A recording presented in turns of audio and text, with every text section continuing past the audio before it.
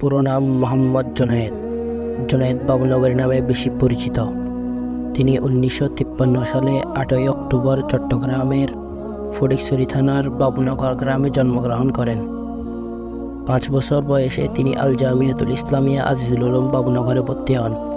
এখানে তিনি মক্তব, হেফজ ও প্রাথমিক শিক্ষা শেষ করেন। এরপর ভর্তি হন দারুল উলুম হাটাজারি মাদ্রাসায়। 1976 সালে হাটাজারি মাদ্রাসা থেকে দাওরে হাদিস তথা মাস্টার্স পরীক্ষায় প্রথম স্থান অধিকার করেন। 1976 সালে পাকিস্তানের করাচির জামিয়া উলুমুল ইসলামিয়া তাকাসুস ফিল উলুমুল হাদিস তথা উচ্চতর হাদিস গবেষণা বিভাগে ভর্তি হন। এখানে থেকে তিনি হাদিসের সর্বোচ্চ সনদ লাভ করেন। 1978 সালের শেষের দিকে তিনি দেশে এসে বাবুনগর মাদ্রাসার শিক্ষক হিসেবে যোগদান করেন। এরপর 2003 সালে তিনি দারুল উলুম হাটাজারি মাদ্রাসায় যোগ দেন।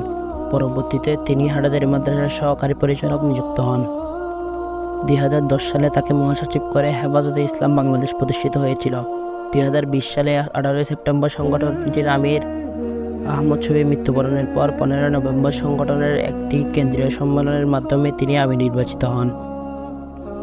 তিনি হেফাজতে ইসলাম বাংলাদেশের আমির ও দারুল উলুম হাটাজারি মাদ্রাসার পরিচালক ও শিক্ষা সচিব ও শাইখুল হাদিস বেফাকুল মাদারিসিল আরবিয়া বাংলাদেশের সহসভাপতি, চট্টগ্রাম নুরানী তালিমুল কুরআন বোর্ডের চেয়ারম্যান এবং মাসিক মইনুল ইসলামের প্রধান সম্পাদক ছিলেন।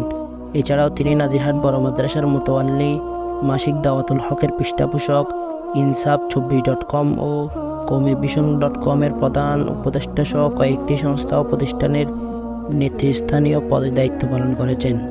তিনি 2021 সালের 19 আগস্ট 67 বছর বয়সে চট্টগ্রাম সিএসসিআর হাসপাতালে মৃত্যুবরণ করেন।